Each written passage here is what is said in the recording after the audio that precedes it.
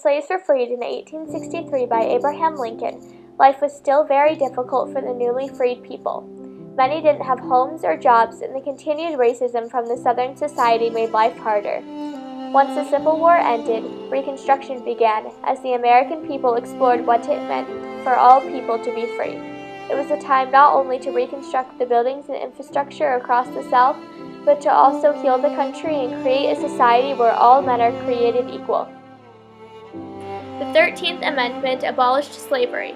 The 14th Amendment gave male citizens equal protection under the law, and the 15th Amendment allowed all men to vote.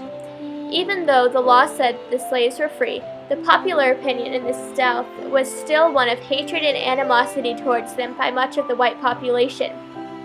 Many people didn't like these amendments, and from this, the Ku Klux Klan arose. After the Reconstruction in 1877, the Jim Crow laws were introduced into the Southern states. The Jim Crow laws set the standards for how the races encountered one another in the South. In 1965, there were 14,400 white people and 15,100 African American people living in Selma, Alabama. African Americans had the right to vote. However, only 2% of eligible voters actually had a voting license.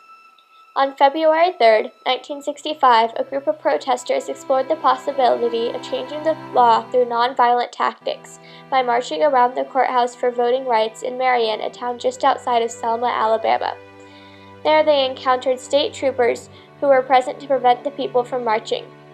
In the exchange between the state troopers and the marchers, 700 children who left school to attend the march were arrested for missing school, along with James Orange, the leader of the march.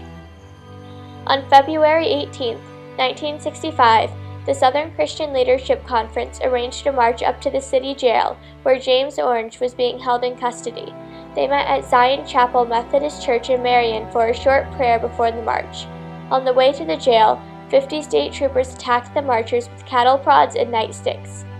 Jimmy Lee Jackson, along with his grandfather and mother, took shelter in a local diner. Some of the state troopers followed them in, where they began to attack the family. Jimmy Lee Jackson tried to protect his grandfather and mother. Jimmy Lee encountered an officer who pushed him to the ground.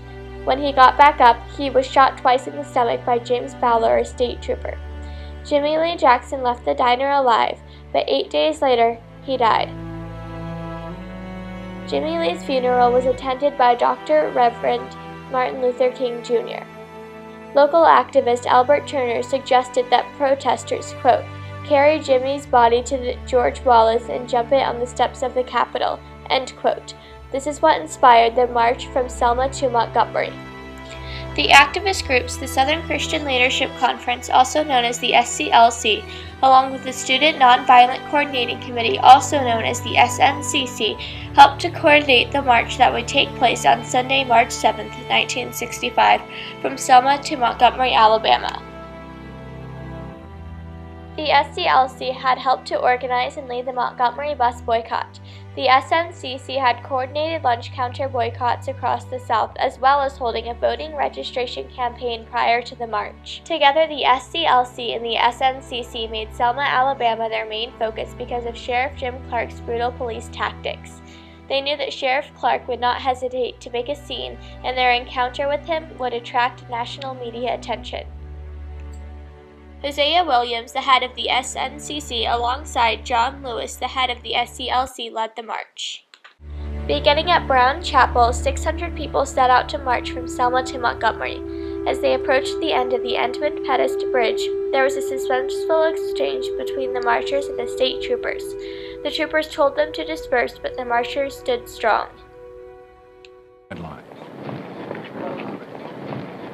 Be detrimental to your safety to continue this march, and I'm saying that this is an unlawful assembly.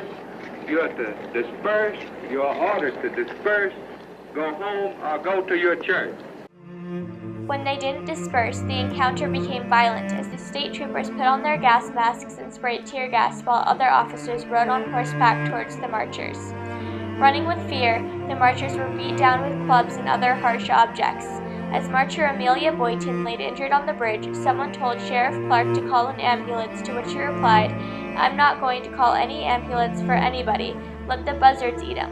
All of this was recorded on the news and broadcast to the nation. Marcher Cheyenne Webb shares, on that day, quote, there was an outburst of tear gas and I saw people being beat, and I began to run home as fast as I could. And as I began to run home, I saw horses behind me, and I'll never forget, a freedom fighter picked me up, Hosea Williams, and I told him to put me down. He wasn't running fast enough. And I ran, and I ran, and I ran.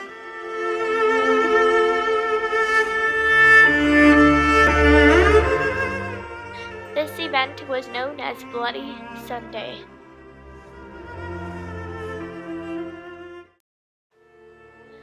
Reverend Paul McDaniel reflects upon his decision to come from New Jersey to Selma to march.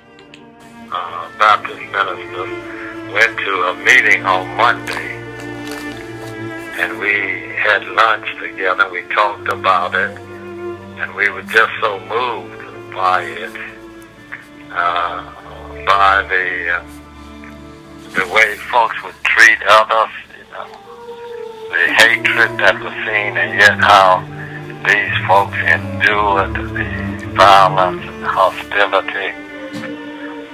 So, even as we had lunch, we decided to go to Selma the next day. In response to the violence, Dr. Reverend Martin Luther King Jr. set up another march that would take place on the following Tuesday. White and African Americans from all over reached out to the marchers in Selma. Dr. King led the march. Once again, at the end of the bridge, state troopers stood lined up. But instead of telling them to disperse, Dr. King stopped and kneeled down to pray.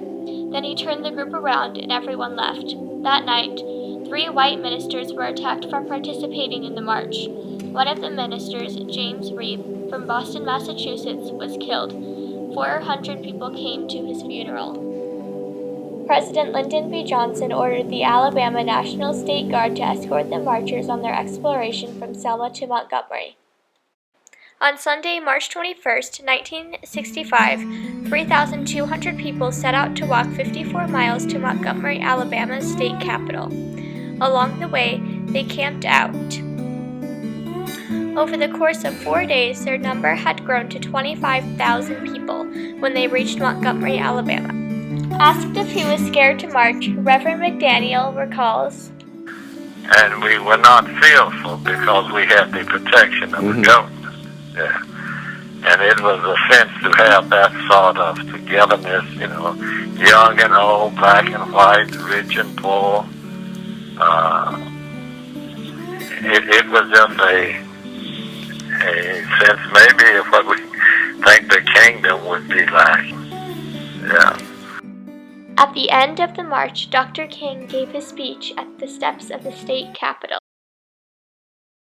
However frustrating the hour, it will not be long, because truth crushed earth will rise again. Yes, sir. How long? Not long. Yes, sir. Because no lie can live forever. Yes, sir.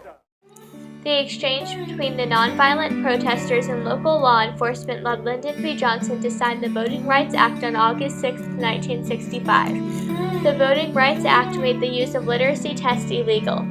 Federal overseers were also sent to areas where there were 50% or less of registered African American voters. They were present in case the voters encountered any violations in the new law. Because of the Voting Rights Act, the number of African American voters increased across the nation. Mississippi saw a rise from 6% to 59%. Although great improvements have been made, there are still people being denied the right to vote. In the spirit of Dr. King, those who marched and died for the cause, let us explore ways to continue the march until everyone has a voice and a vote in our great country. Oh, this the light of mine. I'm